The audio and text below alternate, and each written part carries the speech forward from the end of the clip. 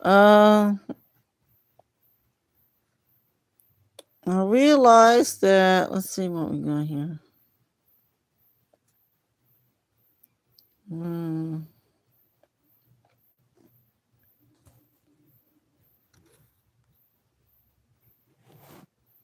I guess it's a. We'll just use this for now.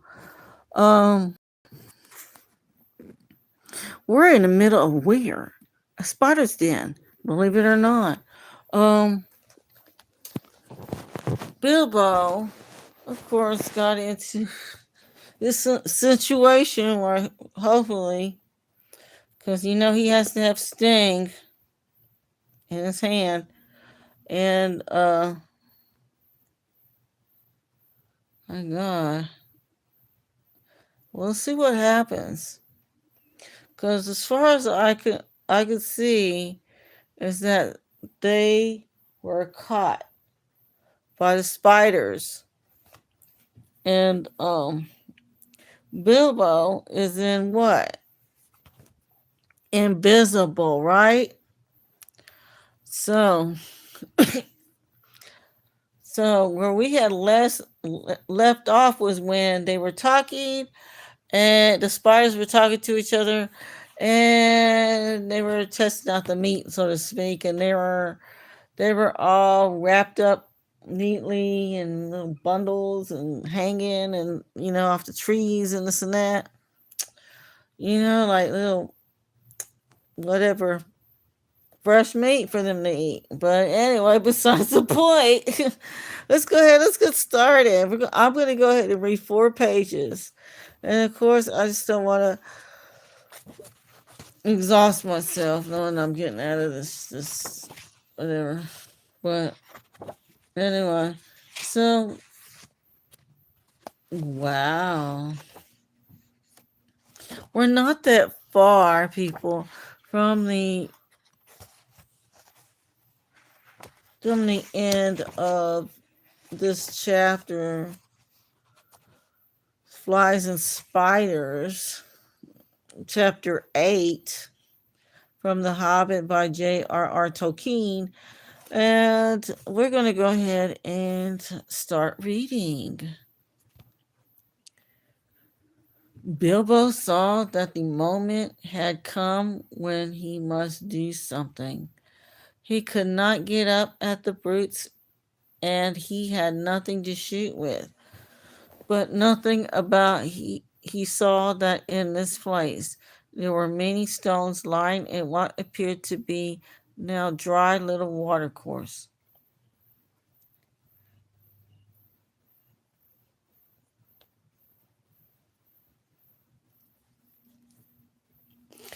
Bilbo was a pretty fair shot with a stone, and it did not take him long to find a nice, smooth, egg shaped one that fitted his hand cozily. As a boy, he used to practice throwing stones at things until rabbits and squirrels and even birds got out of his way as quick as lightning if they saw him stoop. And even grown up, he had still spent a deal of his time at quoits, dart throwing, shooting at the wand, bowls, ninepins, and other quiet games of the aiming and throwing sort. Indeed, he could do lots of things.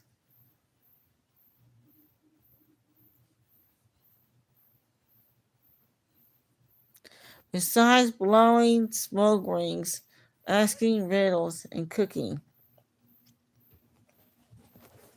that I haven't had time to tell you about. There is no time now. While he was picking up stones, the spider had reached Bomber, and soon he would have been dead. At that moment, Bilbo threw. The stone struck the spider plunk on the head, and it dropped senseless off the tree, flop to the ground, with all its legs curled up. The next stone went whizzing through a big web, snapping its cords, and taking off the spider sitting in the middle of it. Whack! Dead. After that, there was a deal of commotion in the spider colony, and they forgot the dwarfs for a bit. I could tell you, they could not see Bilbo, but they could make a good guess at the direction from which the stones were coming. As quick as lightning, they came running and swinging towards the hobbit, flinging out their long threads in all directions till the air seemed full of waving snares.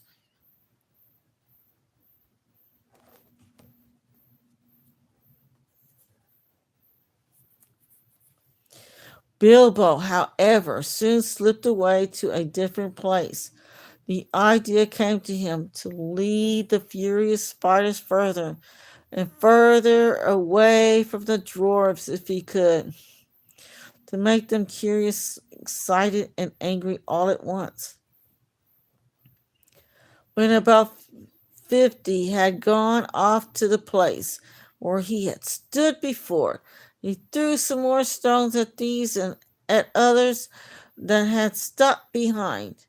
Then, dancing among the trees, he began to sing a song to infuriate them and bring them all after him, and also to let the dwarves hear his voice. This is what he sang. Oh, fat spider spinning in a tree. Oh, fat spider can't see me. Adder cop, won't you stop? Stop your spinning and look for me. Oh, Tom Noddy, all big body. Oh, Tom Noddy, can't spy me. Adder cop, down you drop. You'll never catch me up your tree.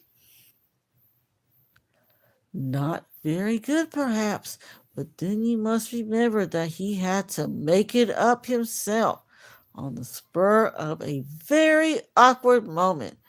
It did what he wanted anyway.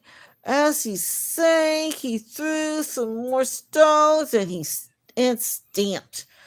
Practically all the spiders in the place came after him. Some dropped to the ground, others raced along the branches, swung from tree to tree, or cast new ropes across the dark spaces. They made for his noise far quicker than he had expected. They were frightfully angry. Quite apart from the stones, no spider has ever liked being called Attercop. And Tom Noddy, of course, is insulting to anybody. Off Bilbo scuttled to a fresh place, but several of the spiders had run now to different points in the glade where they lived and were busy spinning webs all across the spaces between the tree stems. Very soon, the hobbit would be caught in a thick fence of them all round him. That at least was the spider's idea. Standing now in the middle of the hunting and spinning insects, Bilbo plucked up his courage and began a new song. Lazy Lob and Crazy Cob are weaving weaves and wine me. I am far more sweet than other meat, but still they cannot find me. Here am I, naughty little fly. You are fat and lazy. You cannot trap me, though you try in your cobwebs of crazy.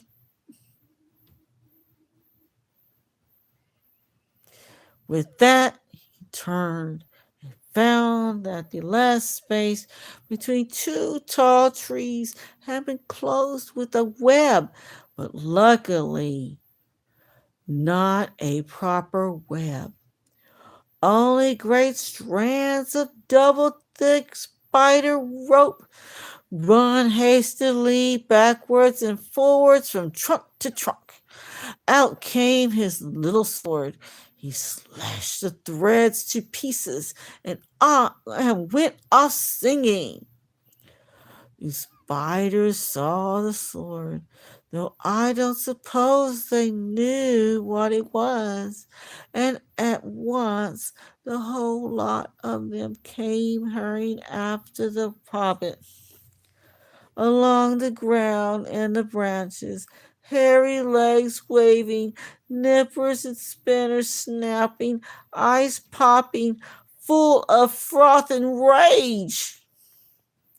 They followed him into the forest until Bilbo had gone as far as he dared. Then quieter than a mouse, he stole back. He had precious little time, he knew, before the spiders were disgusted and came back to their trees where the dwarfs were hung. In the meanwhile, he had to rescue them. The worst part of the job was getting up onto the long branch where the bundles were dangling. I don't suppose he would have managed it if a spider had not luckily left a rope hanging down.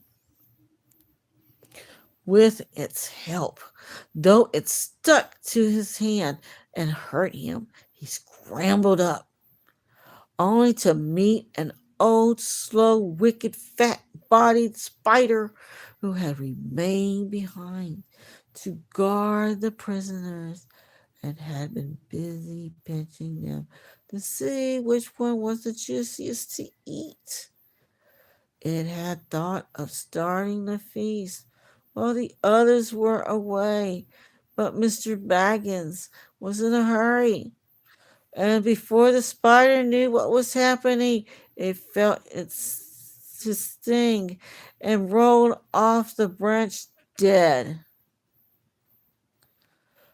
Bilbo's next job was to lose a dwarf.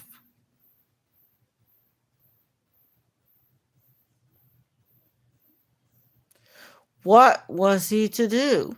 If he cut the string which hung him up, the wretched dwarf would tumble thump to the ground, a good way below, wriggling along the branch, which made all the poor dwarfs dance and dangle like ripe fruit. He reached the first bundle. Billy or Killy, he thought, about the tip of the blue hood sticking out at the top. Most likely Philly, he thought, by the tip of the long noose poking out of the winding threads. He managed by leaning over to cut most of the strong, sticky threads that bound him round, and then, sure enough, with a kick and struggle, most of Philly emerged. I am afraid Bilbo actually laughed at the sight of him, jerking his stiff arms and legs as he danced on the spider string under his armpits, just like one of those funny toys bobbing on a wire.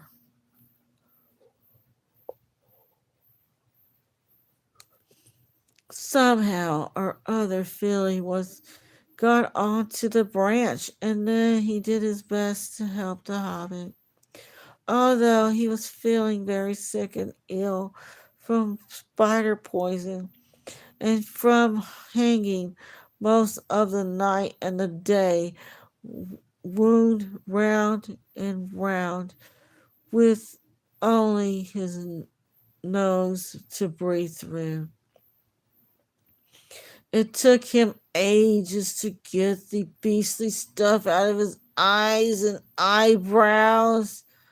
And as for his beard, he had to cut most of it off. Well, between them, they started to haul up one dwarf and then another and slashed them free. None of them were better off than Philly, and some of them were worse. Some, some had hardly been able to breathe at all. Long noses are, are sometimes useful, you see, and some had been more poisoned. In this way, they rescued Killy, Biffer, Beaufort, Dory, and Nori. Poor old Bomford was so exhausted.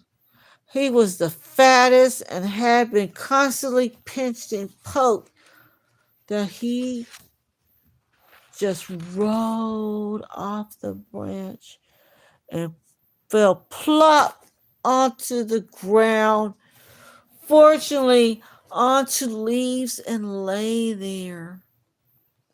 But there, first, were still 5 dwarves hanging at the end of the bench. When the spiders began to come back, more full of rage than ever.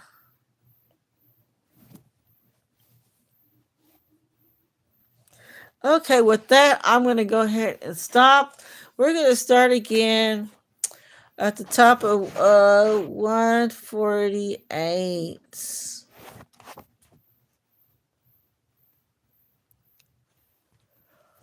Oh,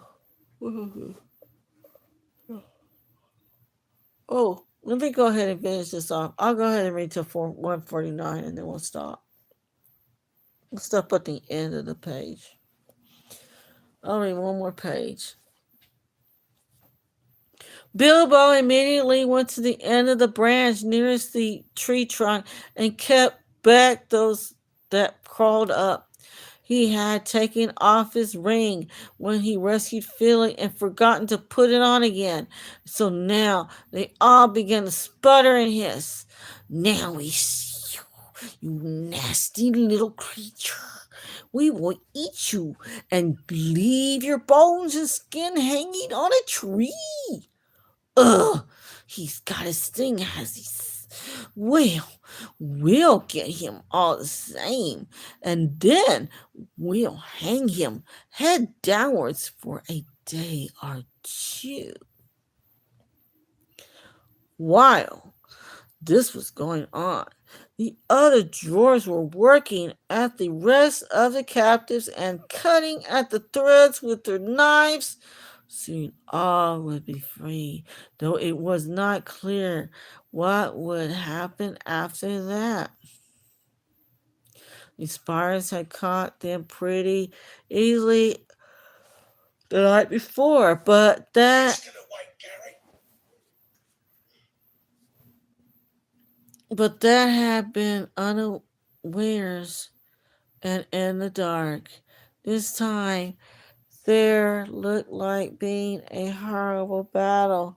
Suddenly, Bilbo noticed that some of the spiders had gathered round old Bomber on the floor and had tied him up again and were dragging him away.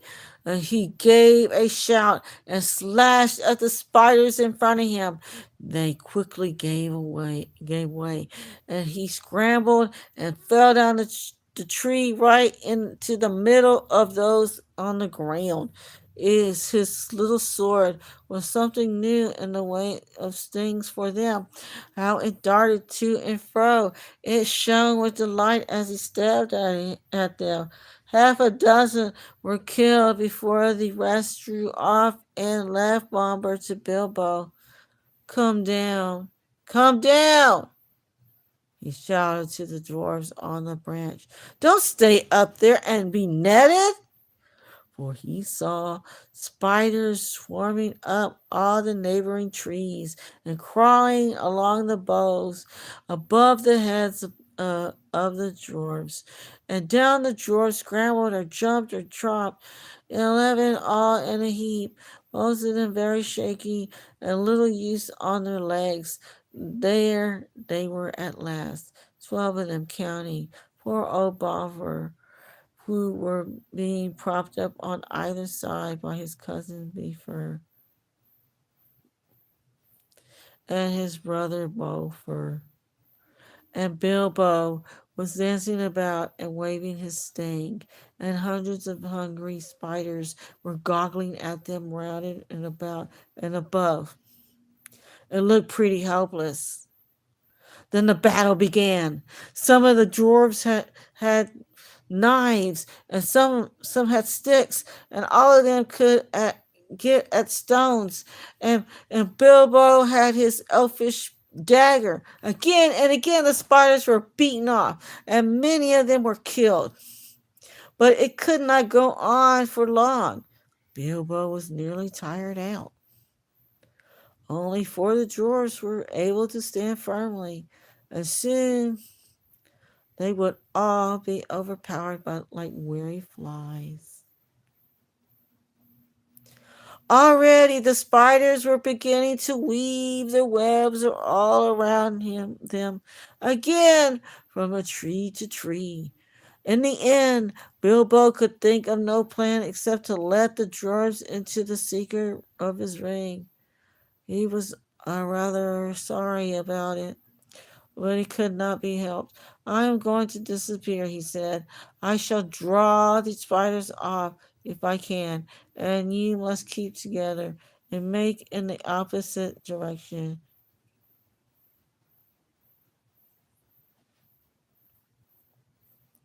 To the left there, that is more or less the way towards the place where we last saw the fires. It was difficult to get them to understand what with their dizzy heads and the shouts and the whacking of sticks and the throwing of stones. But at last Bilbo, he felt, could delay no longer. The spiders were drawing the circle ever closer. He suddenly stepped on his ring, and to the great astonishment of the dwarfs, he vanished. Soon there came the sound of Lazy Lob and Attercop from among the trees away on the right. That upset the spiders greatly. They stopped advancing, and some went off in the direction of the voice. Attercop made them so angry that they lost their wits. Then Balin, who had grasped Bilbo's plan better than the rest, led an attack. The dwarfs huddled together in a knot, and sending a shower of stones, they drove at the spiders on the left and burst through the ring. Away behind them now, the shouting and singing suddenly stopped. Hoping desperately that Bilbo had not been caught, the dwarves went on, not fast enough though. They were sick and weary, and they could not go much better than they hobbled and they wobbled, though many of the spiders were close behind.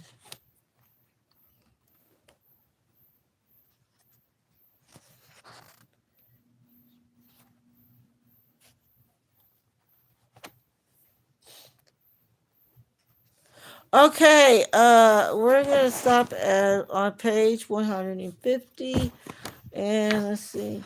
We don't got that much to go, people. Really. Next read, we'll finish the chapter, and that'll be all for that. And then on the next chapter.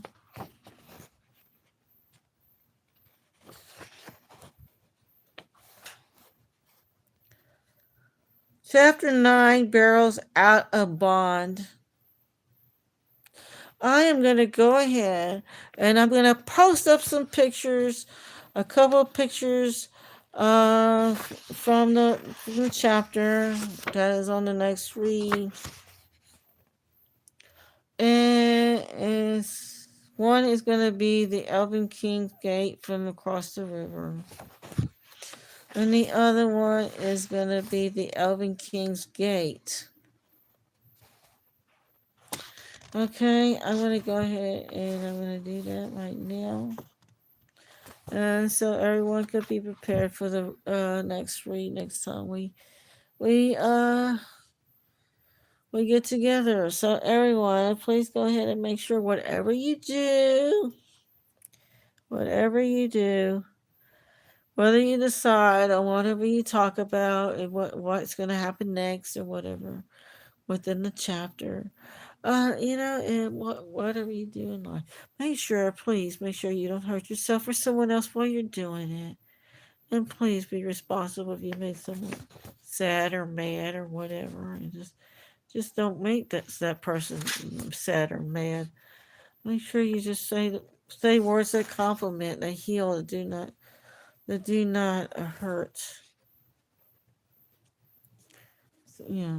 So say don't say the words that hurt. Say the words that heal and make people feel better. But anyway, besides the point. Laters.